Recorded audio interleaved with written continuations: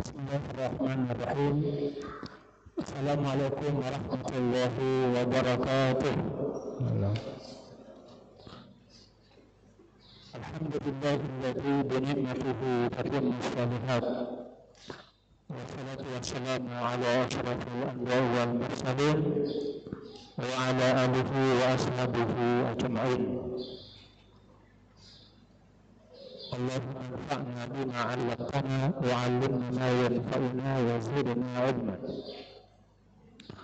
Alhamdulillah, kita bersyukur kepada Allah Subhanahu wa taala pada kesempatan malam hari ini kita dapat hadir melanjutkan kembali kajian tafsir At-Tanwir. Dan alhamdulillah kita telah menyelesaikan pembahasan beberapa ayat dalam surah Al-Baqarah. Dan kita telah mengakhiri pada ayat yang ke-10. Dan malam hari ini kita akan melanjutkan ayat-ayat yang ada dalam surah Al-Baqarah, yaitu ayat yang ke-11, 12, dan 13. Sebagai pengantar singkat bahwa tidak ada amalan yang paling berat untuk dijaga kecuali mengikhlaskan amalan. Mengikhlaskan amalan ini membuahkan dan berdampak baik yang sangat dahsyat dalam kehidupan, baik secara individual maupun secara sosial. Ya. Karena jiwa keikhlasan ini itu bertentangan dengan terkadang keinginan nafsu untuk dipuji, ya, dan keengganan untuk dicela. Jadi dua sifat ini tidak mau dicela tapi suka dipuji, yang mendorong seseorang untuk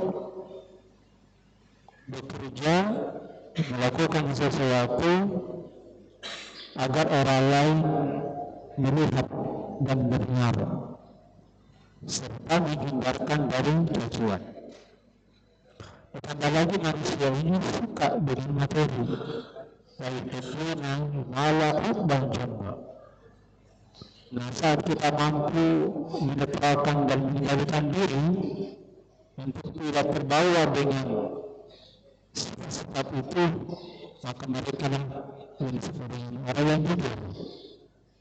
Nah, orang yang jujur terhadap dirinya inilah akan diberi tempat khusus yang oleh Allah Subhanahu wa taala disebutkan, wa man yuti'illaha war rasul fa ulaika ma'al ladzina an'ama Allahu 'alaihim minan nabiyyin was-siddiqin wasyuhada was-salihin.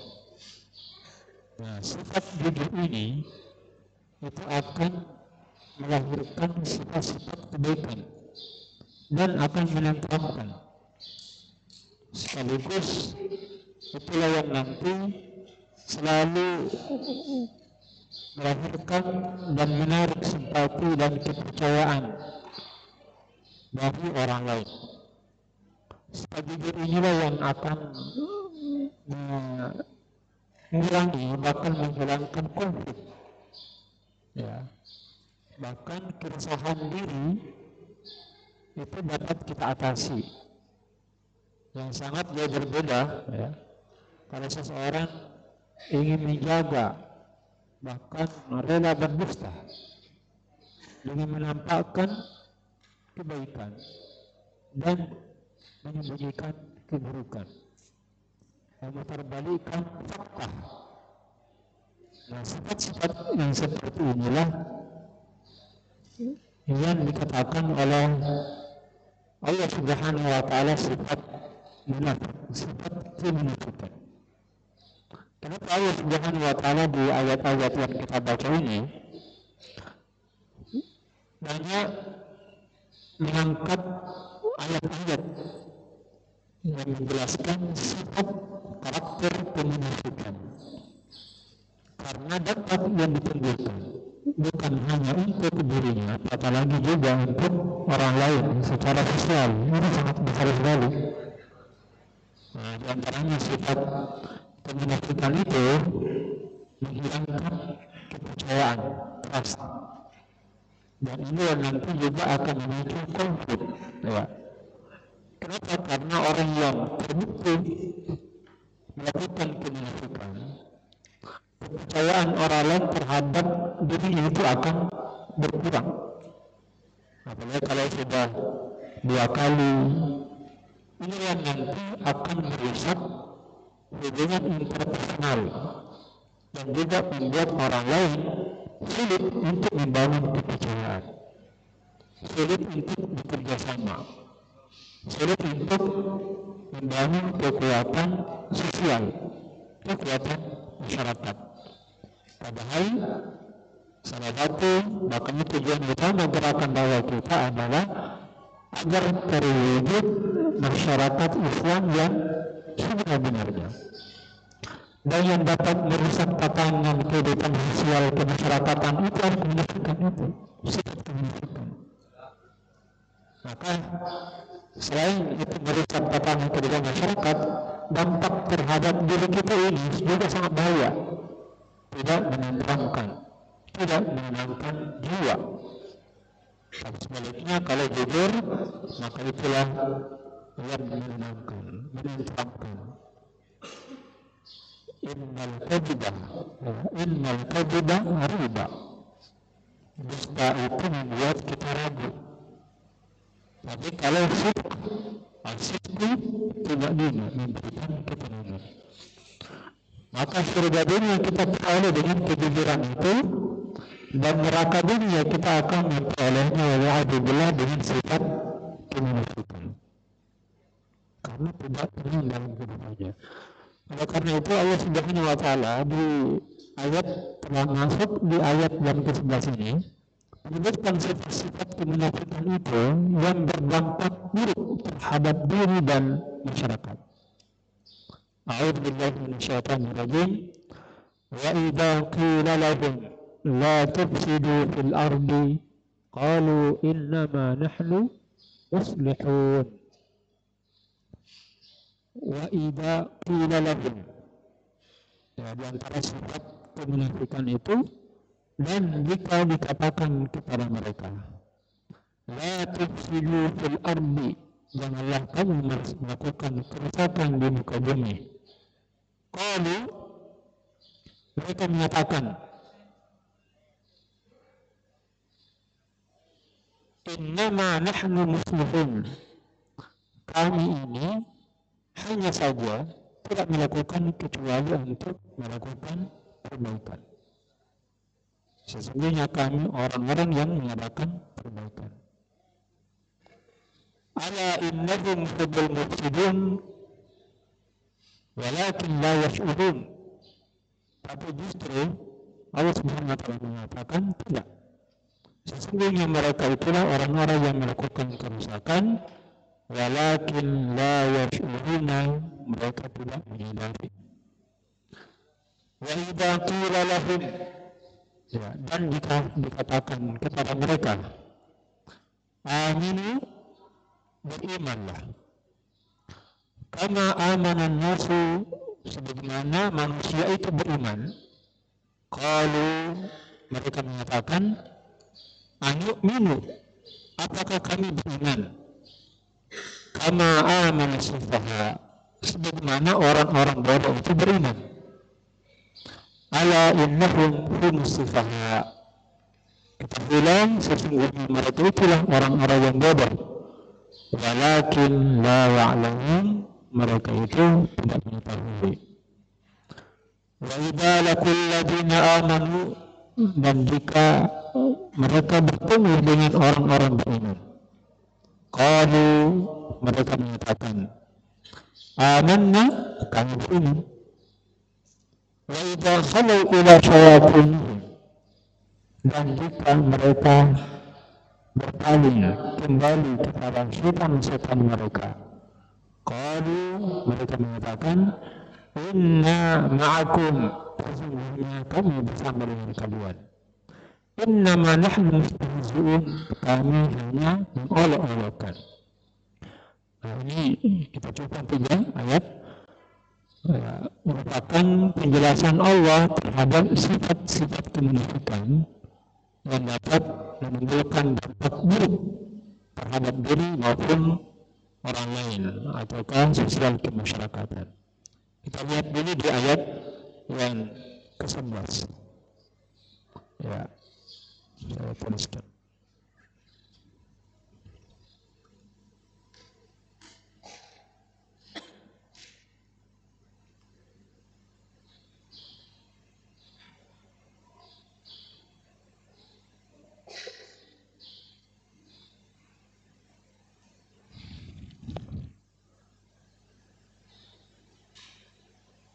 Wa idza qila lahum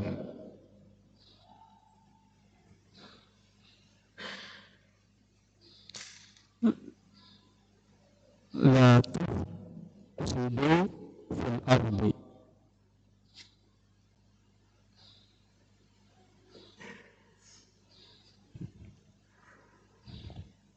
qalu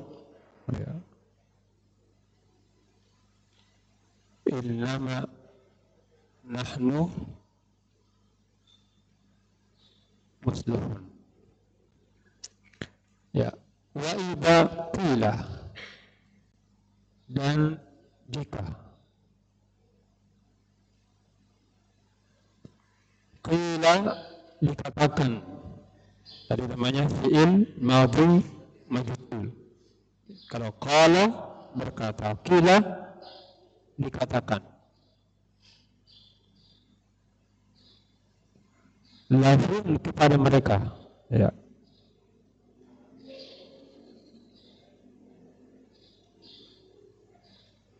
Karena sifat keimanan itu kalau ada kerusakan itu diingatkan, diwaspadai.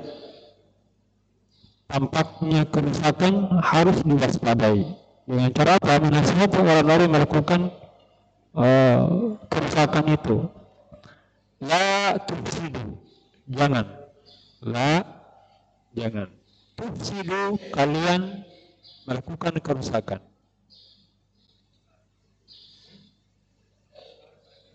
Ya, merusak.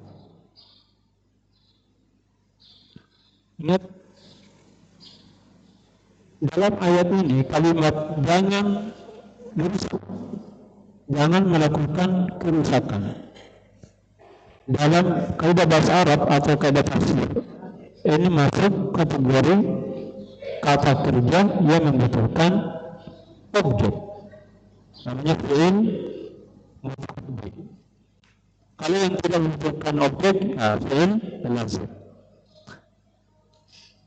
Nah, kata kerja yang seharusnya ada objeknya ketika tidak disebutkan itu memberikan makna umum.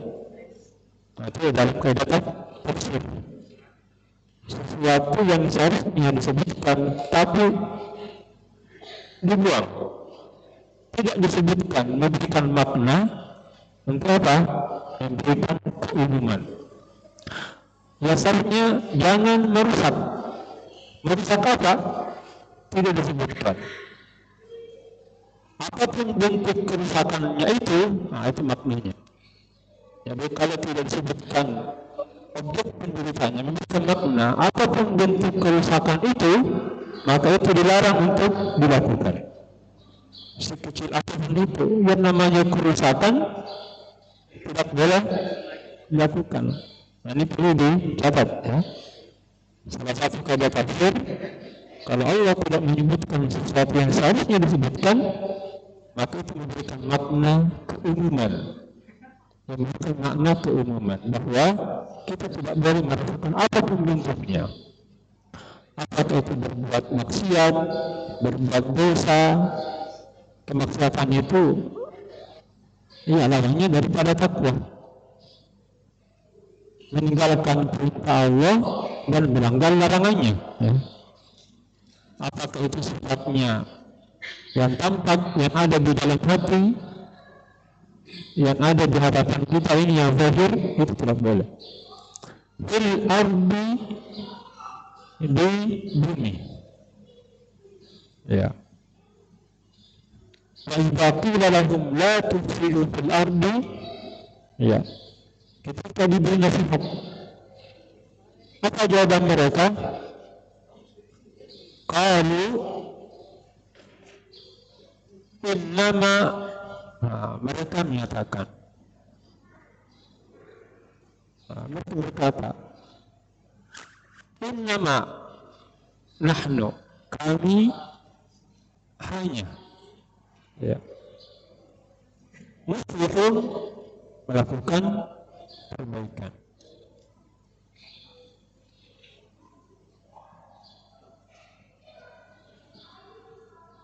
Justru, ini ditafsirkan,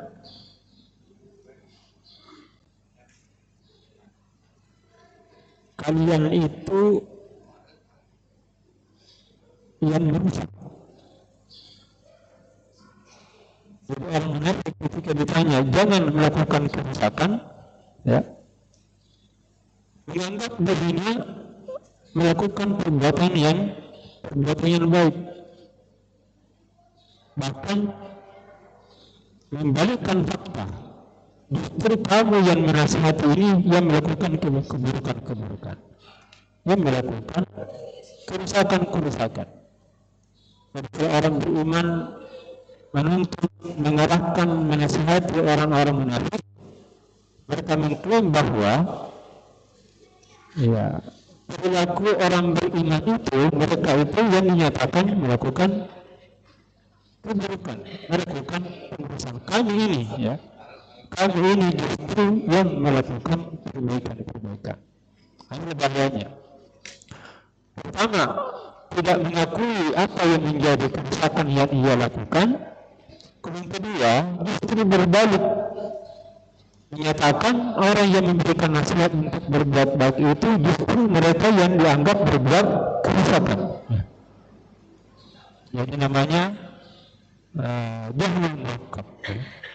Kalau kita merasa tidak tahu, ya, itu wajar saja. Tapi kalau dia sudah salah tapi merasa benar, itu bahaya. Wa idza qila lahum la tufsidu fil ardi qalu innama nahnu muslihun. Namun Allah Subhanahu wa taala, ya, itu menyebutkan ala innahum humul mufsiduna. Justru mereka itu yang melakukan kerusakan. Ala innahum. Ya, kita lanjutkan.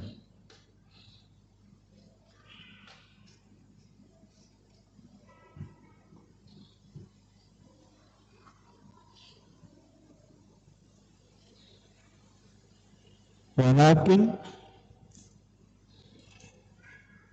ya, la apa? Al-syurah, ya. Orang munafik itu memutarbalikkan keadaan ketika dinasihati. Kami ini berbuat baik, ya, tidak merusak. Tapi justru kalian itu merusak tatanan masyarakat. Kemudian Allah mengendalikan perkataan itu ala ketahuilah. Innahum, ketahuilah. Ini membantah pernyataan orang munafik. Sesungguhnya mereka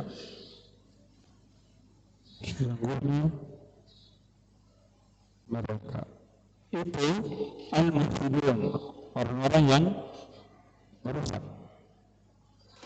Walakin, tapi tidak sadar. Ya, tidak sadar, tidak menyadari bahwa dia telah merusak. Ya.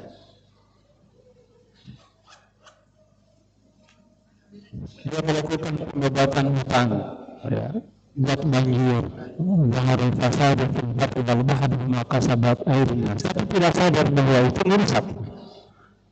Itu dianggap bahwa inilah yang memajukan. Ya, samalah di dalam paham-paham keagamaan. Ya. Ala innahum humul mufsiduna walakin la yash'urun. Dalam filosofi atau karakter tafsir Tanwir ini memberikan makna kepada kita inspirasi bahwa yang pertama, meskipun keadaan yang ada di sekitar kita ini harus berhati-hati, ayat ini menjadi ayat peringatan, ya, bagi kita, bagi orang yang beriman, bahwa akan ditemukan karakter dan sifat-sifat manusia itu. Ketika diberikan nasihat untuk tidak melakukan kerusakan, mereka tidak mendengar. Tapi justru berbalik, mereka mengatakan mereka yang berbuat baik, dan orang yang menasihatinya itu yang dianggap melakukan kerusakan. Nah, kemudian kedua, itu memberikan makna kepada kita yang sampai sifat-sifat itu juga ada di dalam diri kita. Orang lain menasihati, tapi kita tidak dengarkan nasihat itu. Padahal kerusakan yang dilakukan. Ya. Sifat yang lain dari orang munafik ini, ya. Wa idza qila lahum aminu kama amanan nas. Wa idza qila lahum, dan jika dikatakan kepada mereka, aminu, berimanlah, kama amanan nas. Mungkin bisa bahasa ini, ya. Ya. Berimanlah kalian, jadi perintah beriman. Iman ini yang Allah inginkan adalah meyakini dengan hati kita apa yang kita ucapkan. Jadi melafalkan keyakinan kita kepada Allah Subhanahu wa Ta'ala dan membenarkan apa yang ada di dalam hati. Maka dikatakan kepada mereka, berimanlah kama amanan nas, seperti berimannya manusia. Dan di sini memberikan makna manusia di sini adalah ya, para sahabat, para nabi dan rasul dan orang-orang yang mengikutinya dari kalangan sahabat. Ya. Qalu, mereka menyatakan, anu'minu, apakah kami beriman, kama amanu sufaha, seperti orang-orang yang bodoh itu beriman. Nah, kembali Allah Subhanahu wa Ta'ala mengembalikan perkataan dan pernyataan itu. Ala innahum humus sufaha'u walakin la ya'lamun. Ya. Ya, kita pelan-pelan saja. Wa idza, dan jika. Wa idza qila lahum aminu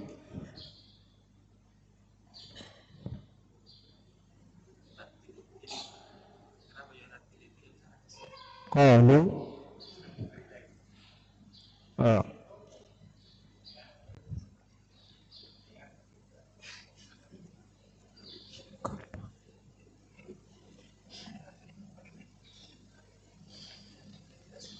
qalu anu'min,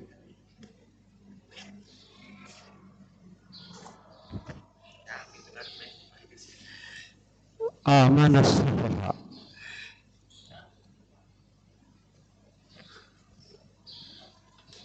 ala innahum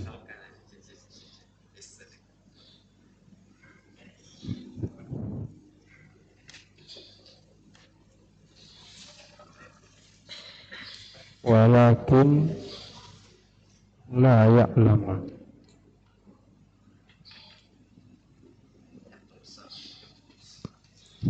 Dan jika qila lahum, dikatakan kepada mereka, dikatakan sama tadi mereka aminu. Nah, ini namanya fi'il amar. Katakan kalau amanu, apa bedanya aman dengan aminu? Kalau amanu mereka beriman. Kalau aminu berimanlah. Ya. Ini sering yang tentu yang tidak memahami bahasa Arab tercampur. Sama kalau alladzina amanu wa amilus solihati wa aqamus salata wa atawuz zakah.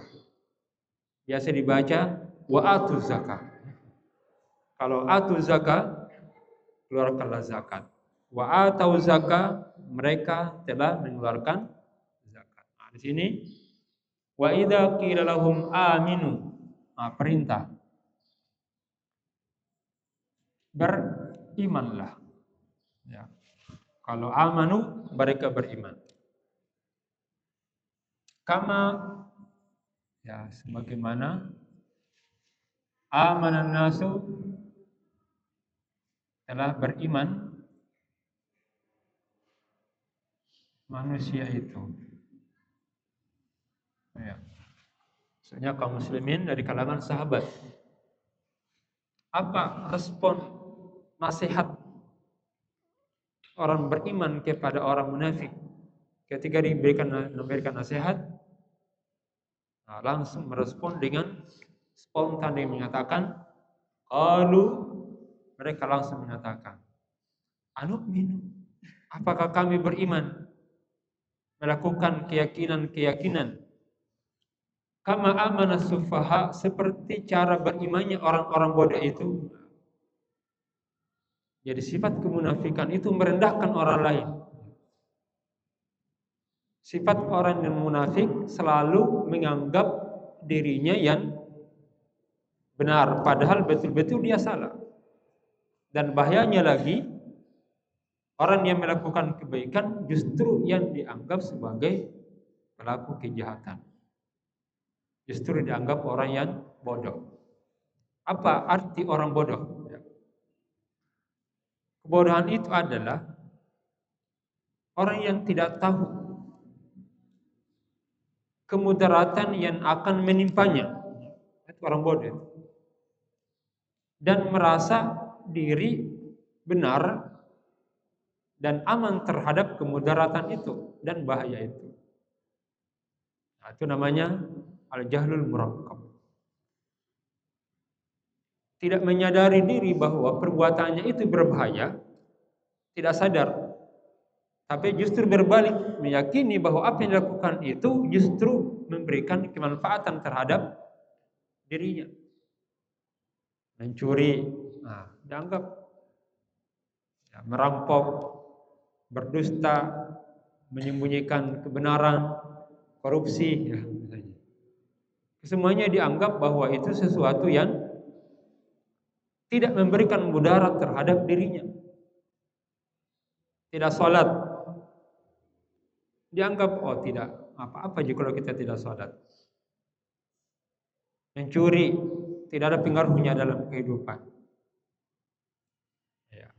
Jadi orang yang tidak menyadari keburukan, dampak buruk terhadap perbuatan dosa, itu namanya safih.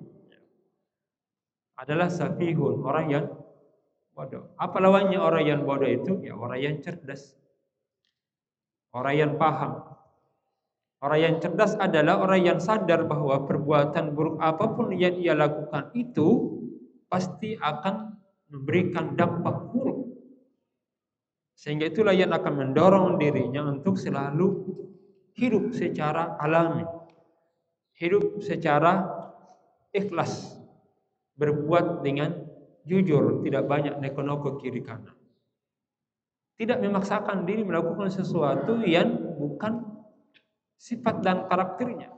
Nah, inilah yang sangat membahayakan. Kenapa? Sekecil bagaimanapun keburukan yang kita lakukan, maka dipastikan akan tampak juga. Ya. Sebaliknya, sekecil apapun kebaikan yang kita lakukan, Allah akan tampakkan juga. Faman ya'mal mithqala dzarratin khairan yarahu wa man ya'mal mithqala dzarratin syarran yarahu. Ya, sifat bagaimana cara menetralkan jiwa kita ini dan mengobati sifat-sifat kemunafikan kalau itu terkadang muncul. Orang yang munafik itu berpotensi untuk kufur, berpotensi untuk melakukan kekufuran dan kesyirikan kepada Allah Subhanahu wa taala. Makanya kan diberikan pembagian nifak itu dibagi dua. Ada nifakul amali dan ada nifak al-i'tiqadi. Nifak amal ini adalah kemunafikan yang bentuknya amalan. Berdusta, tidak amanah, berkhianat, ya, selalu menyembunyikan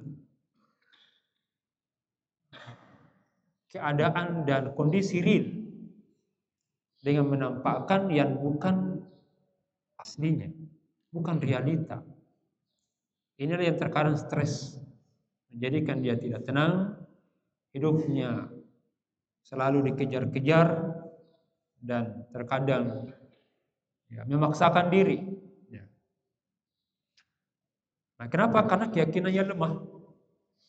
Makanya salah satu sifat keyakinan yang harus tertanam bahwa Allah itu maha adil. Allah itu maha bijaksana. Nah, ini mungkin pernah saya kisahkan di Masjid Subul Salam bahwa apapun keburukan yang kita sembunyikan akan tampak juga. Sebaliknya, kebaikan apapun yang kecil itu pasti Allah akan memperlihatkan balasannya. Nabi Musa alaihissalam itu pernah meminta kepada Allah Subhanahu wa taala diperlihatkan keadilannya itu. Nabi Musa alaihissalam itu menanti turunnya Taurat. Inilah perbedaan antara Taurat dengan Al-Quran. Al-Quran, Al-Karim, Taurat, Injil itu berbeda di dalam diturunkannya kitab-kitab. Kalau Al-Quran diturunkan secara berangsur, sedangkan Taurat, Injil secara sekaligus. Nah, Nabi Musa alaihissalam menunggu turunnya Taurat itu selama 40 hari. Pada hari yang ke-37, Nabi Musa minta kepada Allah Subhanahu wa taala agar diperkenankan melihat Allah Subhanahu wa taala. Meminta kepada Allah. Namun ketika Allah Subhanahu wa taala ingin menyampaikan bahwa kamu tidak bisa untuk bisa melihatnya. Pun kalau saya akan menampakkan dan silakan lihat di gunung Turi Sina, belum Allah sampai di tempat itu, maka gunung itu hancur, terbakar. Bagaimana kalau Allah sudah berada di hadapannya? Nah, tapi kita tidak boleh mentakwil, membayangkan bagaimana sifat jasadnya Allah Subhanahu wa taala sesuai dengan kemuliaannya. Nah, tapi kita itu tidak dimaksudkan itu. Di sela-sela menunggunya ini, turunnya Taurat, muncul sifat kemanusiaannya Musa alaihissalam. Sifat apa itu? Ingin diperlihatkan oleh Allah keadilannya. Apa kata Allah Subhanahu wa taala? Wahai Musa, kamu tidak akan mungkin melihat keadilan Allah kecuali menunggu di beberapa waktu. Mungkin dalam waktu yang sangat panjang, sangat lama.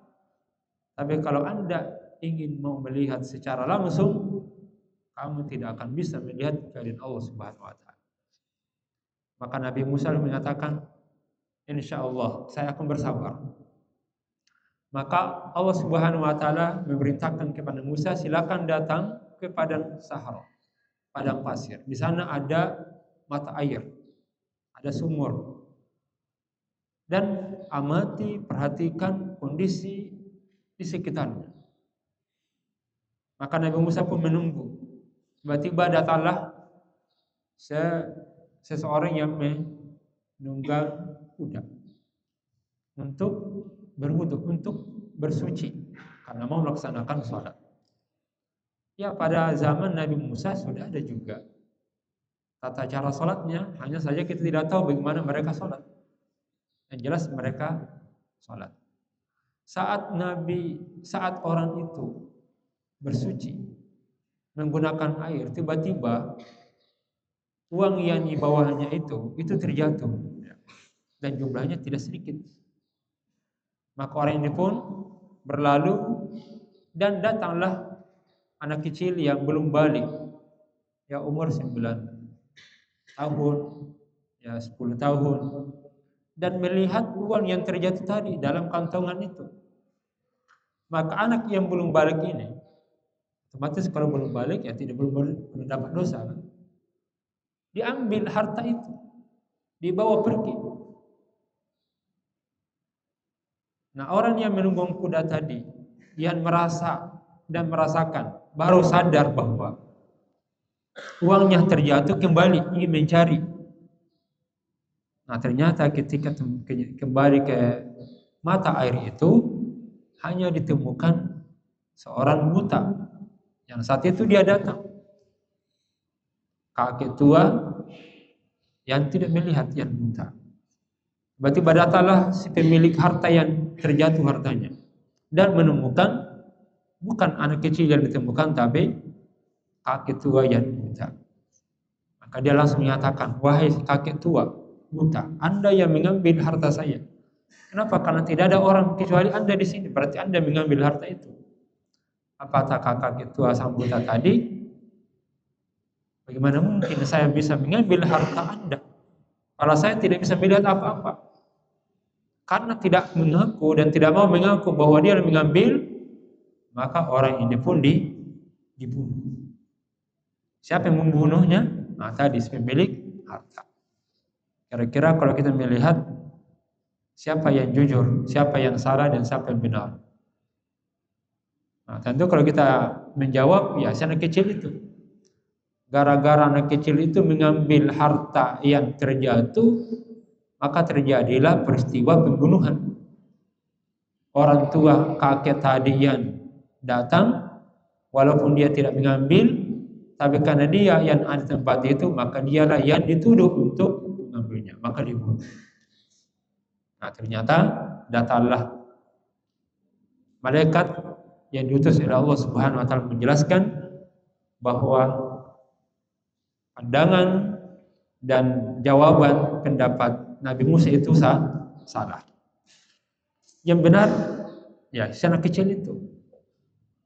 Baru jelaskanlah bahwa ternyata si penunggang kuda ini itu dulu pernah memiliki ya karyawan. Lalu karyawan ini tidak diberi gaji, sehingga dia meninggal dunia. Dan anak yang datang itu, yang mengambil harta itu adalah anak dari pegawai yang tidak digaji oleh bosnya tadi itu. Ini berarti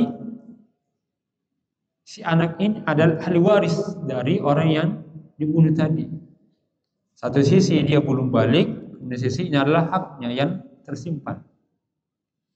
Nah, sedangkan orang buta tadi yang dibunuh itu adalah ternyata dia juga pernah membunuh. Dan yang dibunuh itu adalah orang tua si anak kecil. Orang tua si anak kecil ini sebelum kehilangan, ataukah mungkin bukan karena dia meninggal, bukan karena tidak digaji, tapi karena dibunuh oleh orang buta tadi. Nah, inilah keadilan Allah Subhanahu wa taala. Jadi serapi bagaimanapun kita menutupi suatu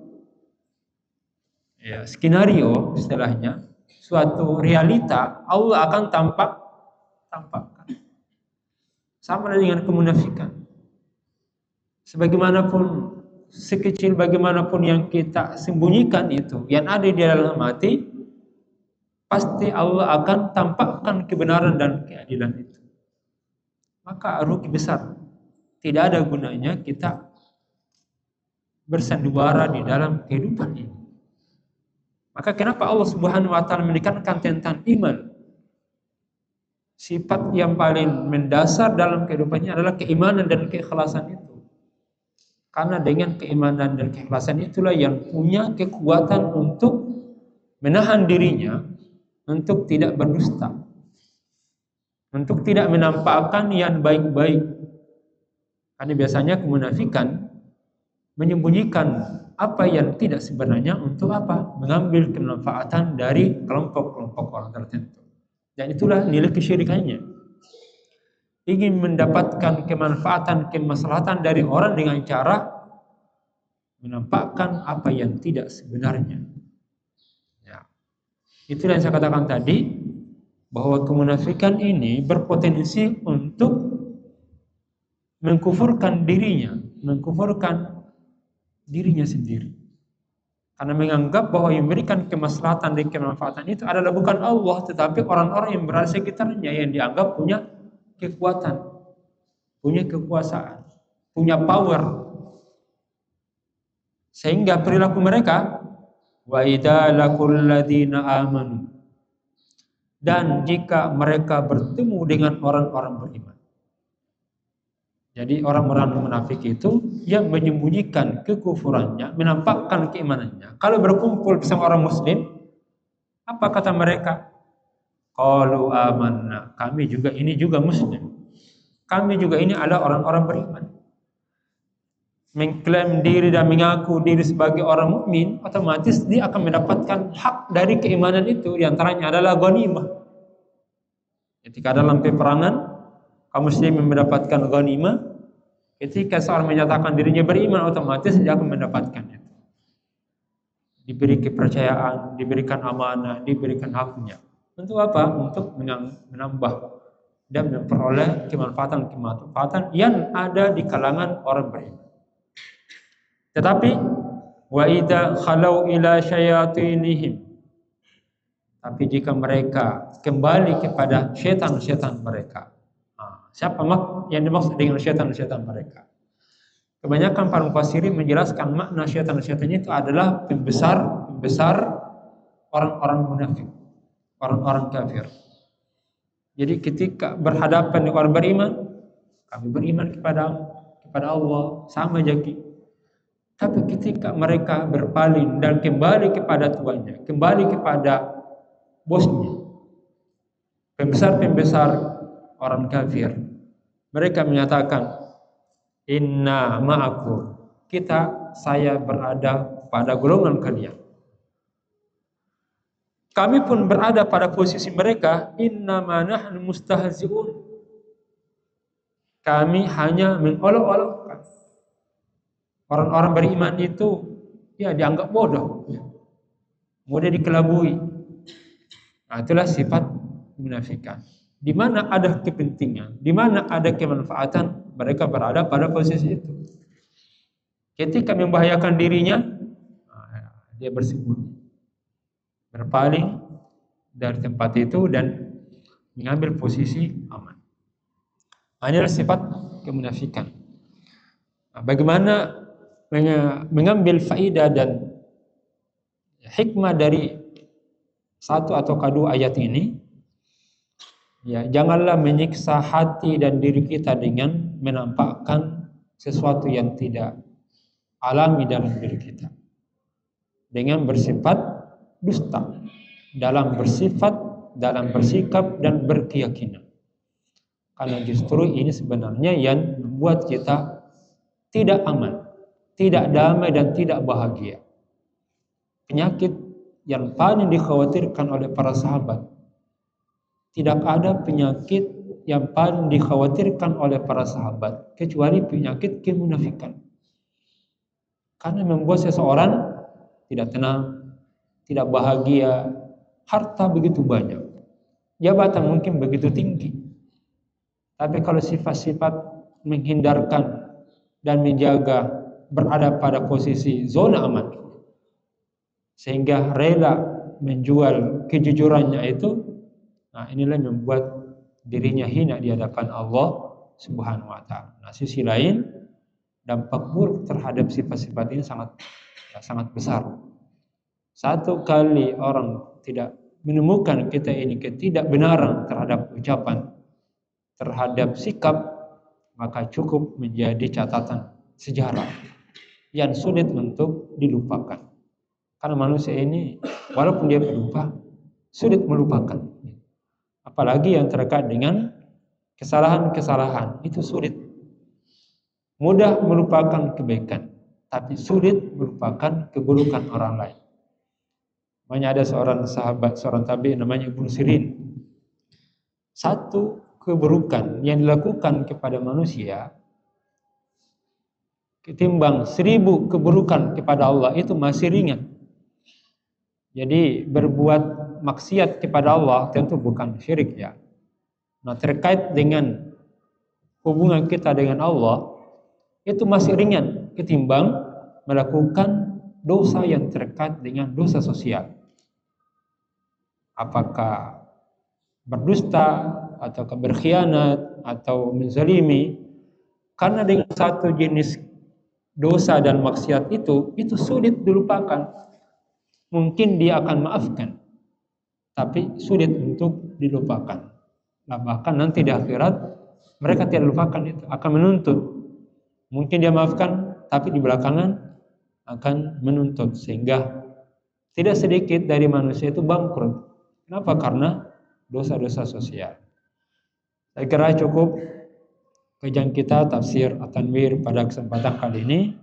Mudah-mudahan dapat menjadi inspirasi dalam kehidupan kita untuk membahagiakan diri kita dengan hidup secara jujur dan tidak menyiksa diri, hati, dan fisik kita dengan berkhianat dalam bermuamalat. Karena itu adalah siksaan awal yang diperoleh seseorang ketika melakukan kemunafikan. Dan kedua, mudah-mudahan dengan kajian tafsir ini ada etos yang dapat kita hasilkan.